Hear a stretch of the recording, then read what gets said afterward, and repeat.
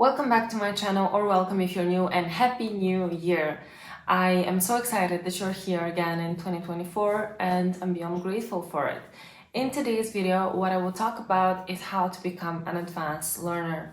I do realize that many of us right now into the new year, right, we're looking back on the past one and we're looking back into what we achieved, but we are also looking forward. And so if your goal this year is to become advanced or fluent in a language of your choice that you've been studying for a while and you're like, how do I do this? In this video, I'll give you all the tips. So first thing that I think is very important to focus on when you're going from that transition to intermediate to advanced. So what would be in the common framework for languages, like the common European framework, C1, C2, that would be the advanced levels. Or in other words, let's say after the intermediate plateau, or hopefully if you don't have a plateau after that intermediate level, getting to those advanced levels and potentially becoming fluent. And it requires a little bit of a different shift or focus, if you will, in order to get to that level. And one of the most important things, I think, as opposed to before, is you have to be a bit more intentional. Because I do believe that when you are in those earlier stages of acquiring a language, you do not necessarily need to be as intentional. And what I mean by that is that you can go and jump around and use anything that you want. You can basically get any form of input that you want. You do know that I'm a huge believer, if you've seen this channel before, that you know I love comprehensible input and I love getting different types of like real input of the language as opposed to studying with a grammar book, despite my love for grammar books. I'm the first one to say they're not efficient. So you can do whatever you want, right? You can decide that you want to go through music, or you can decide that you want to go through books, through movies. You can decide that what you're going to do is you're going to travel to that country and get immersed in the language that way. It is really up to you. You can mix and match and do whatever you want. You can do a different thing every day if you want. But once you want to get advanced, then it becomes really clear that you're going to have to like tie up a lot of loose ends. And that's why I'm saying you need to be a bit more intentional, because at that level, let's say you want to be a very advanced learner, you want to be fluent, you want to be able to use the language in many different mediums. So what I mean is that maybe you want to use it for your job, or maybe you want to use it to go to school in a different country, and the local language is required. Or even if it's none of those things, if you still want to call yourself fluent proudly, you still might need to be able to do a lot of things. So let's take the school example. You're going to need to have all of those core language skills, I guess. So those like listening and reading and writing and speaking, you know, they're classic, but they're classic for a reason. And I do not think that they're old school. I think that at this level, they really start making sense. So you want to be able to have very good listening comprehension if you're going to be able to understand your professors. In the school example, let's take that one. And you're going to want to be able to read really well in a foreign language. That way you're going to be able to do your reading material, like understand that, like study actually for school. Then you also want to be able to speak really well, of course, very important in class, and to write really well, like very important when you get this paper assignment, when you get an exam, etc. So those skills, you're really going to need to have all of them really strong at the advanced level. And so in order to get there, you're going to have to practice them. And you're going to have to practice each individual skill by itself. Now, usually I am very input focused. I'm not that concerned about output. And that gets you 90% of the way there. That gets you like, it's almost everything that you need in the previous levels. But when you want to be advanced, it is not so much about that writing or speaking are going to help you learn the language, but they're just skills that you're going to have to learn in a new language. So if I can explain this, let's say my native language. I am not as good of a writer in my native language as I am in English. Does that mean that I am not like as good in my native language? No, it just means that, you know, when it comes to a certain level, you have to practice. So it's been a very long time since I was like practicing writing in my native language. Whereas with English, I write all the time, like I write presentations, in reports in my job. Before that, I would write papers in university because I received all my schooling in English. What I mean is like higher education, right? Not necessarily before that when I was a kid. So I've had just so much more writing practice and so much more speaking practice in English than in Bulgarian. So I'm a much better writer and speaker in those languages. And again, if you want to be an advanced learner, writing and speaking practice are going to be important because you're going to need to use that language for a certain thing. And if you don't, if you want to make sure that you have checked all the boxes and that you can be really confident that you're fluent in any circumstances, that's going to be very useful. So it's not necessarily about, all of those skills and practicing them, be it like writing, speaking, or like listening and reading. It's not that that's what's going to help you learn the language, but it's going to help you use that language better and express yourself in that language better. And it's going to help you just master it to a level that is also going to be raising your overall level in the language. So it comes into play really at those like C1, C2 goals, because before that, really anything you do is going to like boost your language so much. But after that, it's more about those like specific skills. So I would say, if you're, for any skill, you gotta practice to be good at it, right? So try to kind of make sure that everything that you're going to need to do in that language, you're able to do in that language. If you're like, I really don't want to write in my target language, I want to be fluent, but I don't want to write because I don't like writing, I'm never gonna need it, it's not for a job, it's not for school, it's like not for anything, it's just like, I just want to learn that language for myself, then yeah, if you really don't want to do it, do not do it. Do not write, for example, if you hate that. But what I mean is that you will need to focus a little bit more on honing some specific skills that you might need. So yeah, do that as opposed to kind of this more general approach that we take in the earlier stages. And then once you've done that, also actually before that, think about, okay, what am I going to need? What specific skills, and evolve those. Because I also think that when it comes to being fluent or when it comes to going to the advanced levels, I think it's really about what you need.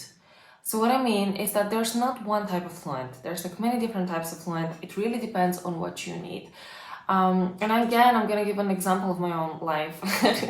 Me trashing on my own native language abilities. But what can I say? As I've been working in this English-speaking environment and Spanish-speaking previously, my business Spanish and my business English are really good. My business Bulgarian, which again, my native language, is just not there. And I use a lot of foreign words when I try to speak about business in Bulgarian. Just because that skill isn't there, that muscle has atrophied. Actually, it was never strong to begin with. So, it's really about that skill that you need. And that doesn't mean I'm any less fluent in Bulgarian. I mean, it's my native language. It's just like a skill I've never practiced. So when it comes to the advanced level, you do need to practice many more skills, but be very careful about which ones, because you do not need business French if you're never going to use business French. So what I mean is be selective. Beyond that, what else can you do to advance? I think that a lot of things do change in terms of the types of input you get, and it can be a bit difficult. If you are studying a more obscure language, something that is not as popular, at some point you are able to find fewer and fewer resources for that. And that is a very big problem, because sometimes for those languages that are not like the really popular ones, like say French, Spanish, German, Chinese, stuff like that, you will be getting a lot of input that is just kind of like stops on the intermediate level. I have seen that happen with quite a few of the languages that I've been interested in, and it becomes really difficult. So that's where I think you need to be finding more resources at the highest level. And in order to help with that, I think a great tool to use is Link. If you have seen other videos of mine, I have had a long-standing partnership with Link, because I think that they're truly the best app to learn the language. And where they really shine is with resources, because Link was founded by a hyperpolyglot, by Steve Kaufman, who speaks over 20 languages. And he invested a lot of time and effort into making this the best, most comprehensible library for language learners. And so what you're able to find on Link is books and podcasts and TV shows and articles and different types of media and news and entertainment and anything under the sun on any topic, whether you like food or fashion or cars, you're able to find content on Link. And learning through passion is important, so those different topics are really cool. But in particular, when it comes to the advanced level, Link has a lot of resources that might be, as I said, very difficult to find in certain languages. With Link, all you have to do is just basically look for different resources at your own level, and you can really easily do that with the slider that they have on top. And in addition to having this ability to adjust for different types of difficulty, you're also able to take Link with you anywhere you go. So it's not just like desktop friendly or laptop friendly, it's also like tablet friendly, phone friendly, etc. So say you're on your phone and you just want to look at those, let's say a guided course provided by Link, right? All you have to do is select Advanced 1 and Advanced 2, and those are what I imagine to be like C1 and C2, but you can just think of them as like different like advanced level within Link. And you just start with 1, and then when you're ready, progress on to 2. Don't do anything before you're ready. That's also very important to not like get ahead of yourself. And then once you select Advanced 1, Advanced 2, you're going to see just the relevant courses for you. And you can do that for any languages you're interested in, and you're going to get these very targeted resources, which is really important. And right now, Link are having a 40% off sale. It's until January 14th, so do not miss out and sign up for the app as soon as you can, so you can get those advanced level resources. I cannot recommend Link enough, and whatever language you're interested in learning, chances are they have it or they will have it soon if it's really obscure. So check out the link in my description to be able to sign up and get those 40% off. So what else is important when you are going to that next level in your learning? Well, I think that what is also really important at the advanced level is to switch it up. That is a very important thing when you're going from intermediate to advanced. And I think that the brain gets very, very used to certain things. I have seen that in my own learning, right? With languages, a lot of times we get stuck in that intermediate level because we're just doing the same things and we're expecting to get the same results, but it's really difficult. Because what worked before will not necessarily work now. And there is something in economics called diminishing marginal returns. And I'm an economist by training, so of course I'll talk about this, but I think the same thing happens in language learning. So for every little type of input of effort that you get in, right, any effort that you put in, with time, you're gonna get less and less of a result. And that is completely normal because you're advancing in the language, and so those words that you encounter are no longer the most common 1,000 words. You already know those, right? You're just like encountering things that have less of a frequency, and so it seems like you're learning less. It is that you're learning less because for every like 20 pages you read, you're seeing fewer and fewer unknown words. So of course, for every little bit of effort, you're getting less of an output, you're getting less of a benefit, less of learning. And that's completely normal as you progress in the language. You're never going to learn as much as you did on your first day because, well, back then everything was new. So it is important to know that diminishing returns happen not just out there in the market, but also in your head when you learn the language. And a good way to counteract those is to just basically focus on something different. So if you're somebody that loves learning through audiobooks, switch it up. And instead of that, start reading more, start watching more YouTube videos in that language, for example. If you're somebody that was learning with a lot of those like intro books of the language, right? The ones that are like the classics, like say, I don't know, Asimov, Living Language, etc. It might be a good time to ditch those and actually focus on other resources. As mentioned, like a lot of those can be found on Link or anywhere else that you like. The point is, make sure you switch up your routine. Switching up your routine is really important when you get to higher levels. Now, also to become advanced, something that can be very useful that I never recommend for beginners or even intermediate learners is reading or listening to, as an audiobook, to authors within that language, but fiction authors. So fiction is extremely difficult. The language can be archaic sometimes, and even if it's not, you're gonna see the most complicated words in fiction as opposed to nonfiction. Nonfiction is just more like about teaching you the subject matter, right? Giving you some sort of knowledge. Whereas fiction, it's about the story, about emotion. And so the words that are being used are not your everyday words. You're gonna just get a lot more frequency, and to, you know, just like you were getting a lot of frequency in the beginning of unknown words, if you want to do that, you can switch to fiction. You're gonna get a lot of those. You're gonna get a lot of expressions you've never seen before. You're gonna also get like tenses you've never seen before, right? Like in different ways to express yourself. And just from a grammatical point of view, it's also going to be much more complex, and you're going to be seeing those structures. So fiction is an amazing way to get advanced in a language, because it's really, even if you think you're really good, you get super humbled once you pick up a fiction book in your target language for the first time. Super humbled. It is just much more difficult than all of the movies you've been watching, the non-fiction books you've been reading, the articles, the news you've been reading. Fiction is just like a whole other level, and it can really boost your learning. It can really expand your vocabulary, even within your native language, let alone your foreign language. So it's truly very useful, and I recommend fiction, be it as a physical book or an audiobook, for anybody that wants to advance. I think it's amazing. Now, when it comes to certain things, they are no longer that effective and are no longer going to work as well. For example, those podcasts that were great for the intermediate level, they're not going to be as effective anymore. And so I recommend using like a tool that I love to search for podcasts, not necessarily listen to podcasts, is Castbox, because you can filter by language. And Link, you can also look for podcasts there, and try to find podcasts on a little bit of more complicated topics. So whatever you were listening to in the intermediate level is not going to work anymore. So try to find ones that you can get some of those tougher words, maybe like a little bit of a more of a like general knowledge, sort of like did you know scientific podcast. I think those tend to have a little bit harder words. Historical podcasts, things like that, also have a little bit tougher words. Basically, switch it up a little bit in trying to find topics that are a little bit more complex. It's the same as in your native language, right? Like what topic usually leads to using more complicated words.